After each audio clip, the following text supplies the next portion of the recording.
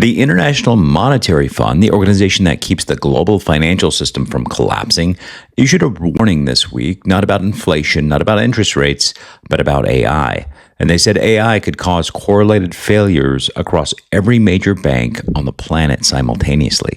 And they named a specific tool as the culprit. And that's just the beginning of what happened in AI this week. Regulators are moving, billion-dollar partnerships are forming, and MIT just figured out how to measure something that's been quietly costing us billions in electricity. So this is Daily News. Let's get into it. So let's start with the one that should genuinely make you feel uncomfortable. The IMF published a report this week warning that advanced AI is creating a new category of financial risk. So not through bad loans or market crashes, but through cyber attacks at scale. So there are specific concerns, what they call correlated failures. So meaning AI can be used to hit multiple institutions with the same exploit at the same time. Banks, clearinghouses, and payment networks all at once. Here's the detail that caught everyone's attention. So they specifically called out a tool called Claude Mythos. According to the report, this tool can identify and exploit vulnerabilities across every major operating system and browser, and it lets attackers scale attacks faster than security teams can patch them. So what makes this different from the past cybersecurity warnings is the speed asymmetry. So defenders need to find the hole, develop a patch, test it, and then roll it out. So that takes days, sometimes weeks. The AI-assisted attacker can really cycle through new attack vectors in seconds. Now, should you panic? No, but you should pay attention because this is the IMF telling every central bank and a financial regulator on Earth to take AI-powered threats seriously. Let's talk about what's actually being built, starting with Google. So the Gemini API got two notable updates this week that developers are excited about. So first, multimodal file search for RAG. So if you're not familiar, RAG stands for Retrieval Augmented Generation, which is basically how you let an AI pull from your own documents and data rather than what it was trained on. So now Gemini can search through files that include images, PDFs, and audio, not just text. So that's a big deal for enterprise use cases. So second update is webhooks. So for the developers watching, this lets you fire off a long-running AI job and get notified when it's done rather than keeping a connection open and waiting. The result is significantly lower latency for complex workflows. So it's really just a small change that's a large impact. Amazon Web Services, Coinbase, and Stripe announced a partnership that lets AI agents running on Amazon Bedrock autonomously pay for things. APIs compute resources and content. The agent identifies what it needs and it pays for it on its own using specialized payment rails built for this purpose. I talk a lot about the agentic economy on this channel, and the idea is that AI systems will one day operate more like independent contractors than tools. So this is a concrete real-world step in that direction. An AI that acquires its own resources without a human in the loop for every transaction.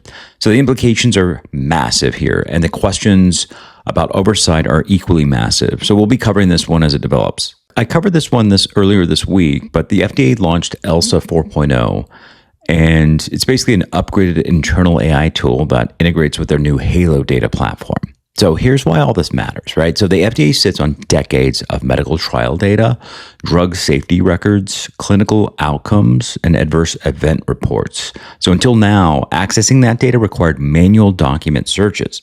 So ELSA 4.0 lets their scientific reviewers query all of it using plain language. So no file uploads, no SQL, just ask a question and get an answer.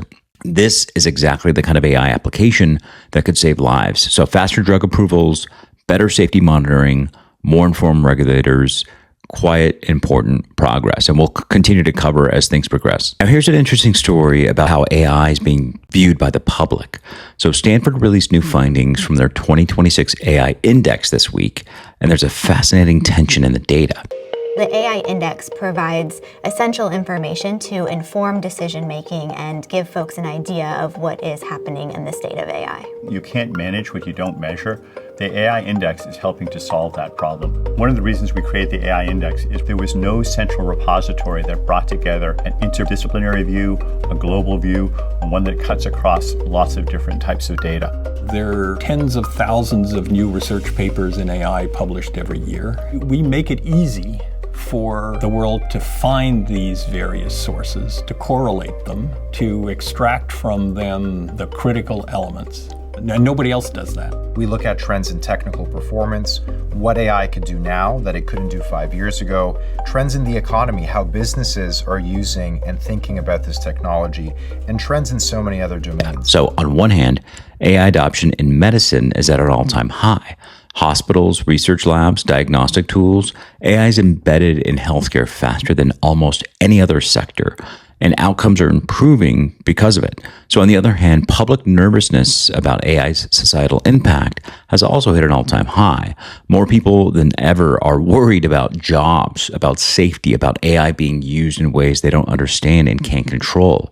So these two trends move in the opposite directions at the same time tell you something important, right? So the benefits of AI are often invisible and institutional, while the risks feel visible and personal. So that gap in perception is one of the defining challenges of this moment. Okay, so we talk about AI's energy consumption a lot on this channel. So data centers, water usage, carbon footprint. But one of the core problems has been that we can't measure it accurately in real time. MIT researchers just changed that. So they developed a method called Energizer that can estimate AI power consumption in seconds. So fast enough to be useful for live data center management. So why does this matter?